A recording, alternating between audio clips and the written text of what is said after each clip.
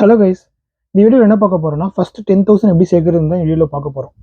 Actually first அந்த 10,000 என்ன அமௌண்ட்னா, அந்த 10,000 நீங்கள் சேர்த்துட்டீங்கன்னா உங்களோட எமர்ஜென்சி ஃபண்டுக்கு ஒரு எமர்ஜென்சி வரப்போ இல்லை ஏதாவது எமர்ஜென்சி ட்ராவல் பண்ணுறப்போ ஏதாவது ஏதாவது உங்களுக்கு தவிர்க்க முடியாத சூழ்நிலைக்கு வந்ததுன்னா அந்த காசு வந்து யூஸ் ஆகும். ஆனால் எப்படி நிறைய பேர் 10,000 சேவ் பண்ண தெரியாது, அந்த அமௌண்ட் பார்க்க ரொம்ப பெருசாக தெரியும். ஆனால் அது எப்படி சேவ் பண்ணணும் வீடியோவில் பார்க்க போகிறோம். ஃபர்ஸ்ட் 10,000 நீங்கள் வந்து ரொம்ப பெருசாக பார்த்தீங்கன்னா அது கொஞ்சம் ஐயோ இது எப்படா சேர்க்க முடியும்னு இருக்கும். ஆனால் நீங்கள் சிறுவ சேர்த்தீங்கன்னா அது கடலாக மாறும்னு சொல்லுவாங்க. அந்த மாதிரி தான் ஆக்சுவலி வந்து பார்த்தீங்கன்னா ஒரு மாதத்துக்கு உங்களுக்கு ஒரு இன்கம் வரும். சப்போஸ் வந்து உங்கள் இன்கம் வந்து 4,000 வச்சிங்களேன்.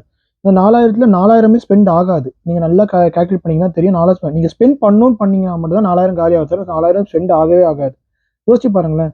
நீங்கள் ரெண்ட்டுக்கு ஸ்பெண்ட் பண்ணுவீங்க, கிராசரிக்கு ஸ்பெண்ட் பண்ணுவீங்க, டிரான்ஸ்போர்ட்டேஷன் ஸ்பெண்ட் பண்ணுவீங்க, ஃபோன் பில்லு, இதெல்லாம் தான் உங்களுக்கு அத்தியாவசிய செலவாக இருக்கும்.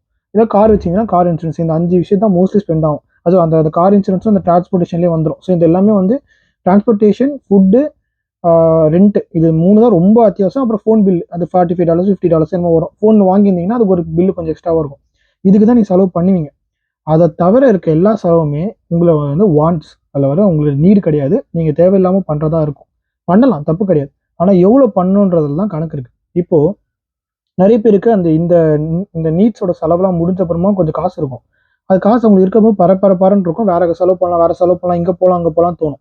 அதான் எப்பவுமே என்ன சொல்லுவோம்னா, சேலரி வந்த உடனே ஒரு குறிப்பிட்ட பர்சன்டேஜை தூக்கி அந்த சேவிங்ஸ் அக்கௌண்ட்டில் போட்டு வச்சிடணும். அதை எடுக்கவே கூடாது. அதை வந்து உங்களோட ஃபஸ்ட்டு செலவே சேவிங்ஸாக தான் இருக்கணும். எல்லாரும் என்ன சொல்லுவாங்கன்னா, செலவு பண்ணிட்டு அப்புறமா காசு சேர்த்து வைக்கணும். இல்லை, உங்களோட ஃபஸ்ட்டு செலவே சேர்த்து வைக்கிறதா இருக்கணும். ஏன்னா சேலரி வந்தோடனே அந்த 20% உங்கள் சேலரி 4,000 அதில் வந்து 20% தூக்கி சேவிங்ஸ் அக்கௌண்ட்டில் போட்டுருங்க. 30% கூட போடலாம். அதிகமாக எவ்வளோ சேர்த்து வச்சிங்கன்னா நல்லது தான். சேர்த்து பார்க்கலாம். இப்போ வந்து மாதத்துக்கு நீங்கள் வந்து கணக்கு வச்சிங்க, மாதத்துக்கு நான் $300 சேர்க்க போகிறேன் அப்படின்னா, சேலரி வந்தோடனே 300 தூக்கிடுங்க. உங்கள் சேலரி வந்து 4,000னா உங்கள் சேலரி 4,000 மறந்துடணும். உங்கள் சேலரி 3,700 தான் மாதத்துக்கு அப்படின்னு நினச்சிக்கணும். அப்படி நீங்கள் ஸ்பெண்ட் பண்ண ஆரம்பிச்சிங்கன்னா கரெக்டாக இருக்கும். எப்பவுமே சேவ் பண்ணுறதுல ஒரு ரூல்ஸ் இருக்குது.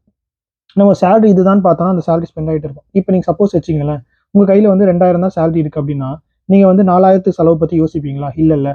ஆனால் நீங்கள் 4,000 செலவு வாங்கினா நீங்கள் 4,000 செலவு பற்றி யோசிச்சுட்டு இருப்பீங்க. அதனால உங்கள் கணக்கு எப்படி இருக்கணும்னா, நீங்கள் 3,700 தான் வாங்குறீங்க அப்படின்னு நீங்கள் கணக்கு வச்சுக்கணும். ஓகேங்களா? இது எப்படி புரிய வைக்கணும் அப்படின்னா, இப்போ வந்து உங்களுக்கு ஒரு சேலரி வருதுன்னா, இப்போ யோசிச்சு பார்த்தீங்கன்னா தெரியும்.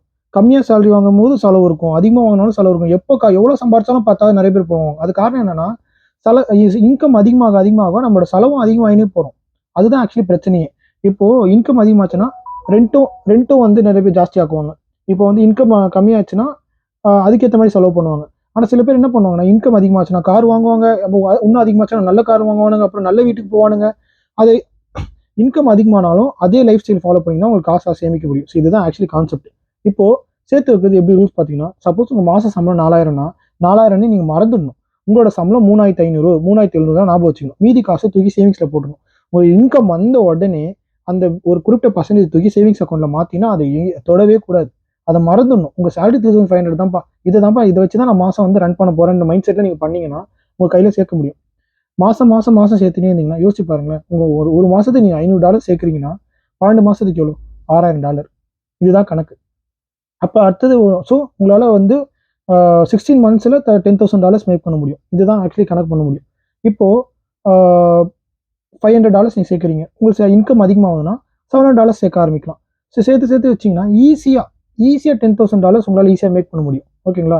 அது இல்லாமல் நீங்கள் வந்து இப்போ வந்து வாரத்துக்கு 3 வாட்டி 4 வாட்டி வெளில சாப்பிட்றீங்கன்னு வச்சுங்களேன், வாரத்துக்கு 2 வாட்டி சாப்பிடுங்க. மீதி இருக்க காசை சேவ் பண்ணுங்கள். அதே மாதிரி வாரத்தில் வந்து இப்போ உங்களால் வந்து கேப் போட முடியாது, பஸ்லேயே போகிற மாதிரி இருக்கும்.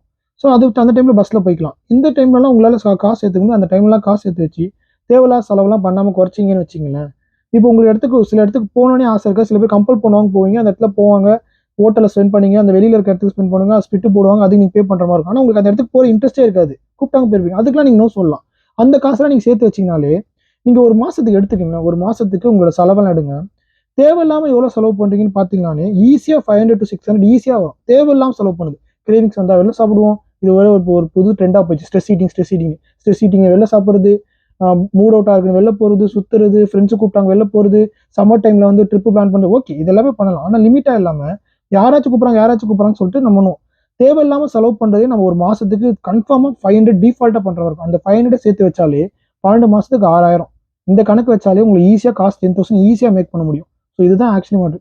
ஸோ நீங்கள் 10,000 சேர்த்துட்டீங்கன்னு வச்சுங்களேன், அதை தூக்கி நீங்கள் எமர்ஜென்சி ஃபண்டு ஒரு நல்ல இன்ட்ரெஸ்ட் தர சேவிங்ஸ் அக்கௌண்ட்டில் போட்டிங்கன்னா, நான் பிசி ஃபைனான்ஸில் யூஸ் பண்ணுறேன். ஸோ நல்ல சேவிங்ஸ் அக்கௌண்ட்டில் போட்டிங்கன்னா அது 2.2% இன்ட்ரெஸ்ட் தரும். அது மாதம் மாதம் இன்ட்ரெஸ்ட்டும் ஜென்ரேட் ஆகும். அந்த அமௌண்ட்டை நீங்கள் தொடவே கூடாது. ட்ரிப்பு போகிறேன் எடுக்கக்கூடாது, தேவையில்லா செலவு எடுக்கக்கூடாது. ஓகே, அந்த காசு நம்ம மைண்டில் இருக்குது, அந்த காசு ஒன்று இருக்குப்பா, ஏதாச்சும் ட்ரிப்பு போகிறதுக்கோ இல்லை வேணா வெளில சாப்பிட்றதுக்கு யூஸ் பண்ணலாம், அதில் வந்து மைண்டு போகும், கிரேவிங்காக இருக்கப்போ தோணும். அதை மறந்துடணும், அந்த காசு லிட்டரலாக மறந்துடணும். அப்படி மறந்துட்டீங்கன்னா நீங்கள் வந்து 10,000 ஈஸியாக மேக் பண்ண முடியும். இப்போ நீங்கள் கூட ஸ்டார்ட் பண்ணலாம். இப்போ நீங்கள் ஃபிக்ஸ் பண்ணாலும் கரெக்டாக பிளான் பண்ணிங்கன்னா அடுத்த 15 மந்த்ஸ்க்குள்ள 16 மந்த்ஸ், அதாவது 1.5 இயர்ஸ்க்குள்ளே ஈஸியாக 10,000 சேர்க்க முடியும். அது நீங்கள் எந்த இன்கம் வாங்குறவங்களா இருந்தாலும் சரி, உங்களால் ஈஸியாக 10,000 சேர்க்க முடியும். ஆனால் நீங்கள் கரெக்டான டிசிப்ளின், கரெக்டான பேஷன்ஸ் இருக்கணும். நிறைய பேர் அந்த அந்த டெம்டேஷனை கண்ட்ரோல் பண்ணாமல் செலவு பண்ணுறாங்க, 10,000 சேர்க்கவே முடியாது. நீங்கள் என்ன பண்ணாலும் சேர்க்க முடியாது. அப்புறம் நீங்கள் எவ்வளோ சம்பாதிச்சாலும் எனக்கு கையில் இருக்கிறேன்னு. இப்போ சில பேர்லாம் வந்து 2 பேரும் ஒரே சேலரி தான் வாங்குவாங்க. ஆனால் சில பேருக்கு 10,000 இருக்கும், சில பேர் 10,000 இருக்காது. சில பேர் 0 தான் இருக்கும் வருஷ கடைசியில் பார்த்தா. அது ஏன்? ஏன்னா அவங்க நிறைய செலவு பண்ணுவாங்க. காசு இருக்குன்னு சொல்லி செலவு பண்ணுறாங்க, உங்கள் லைஃப் ஸ்டைல் இன்க்ரீஸ் பண்ணிட்டே போவாங்க.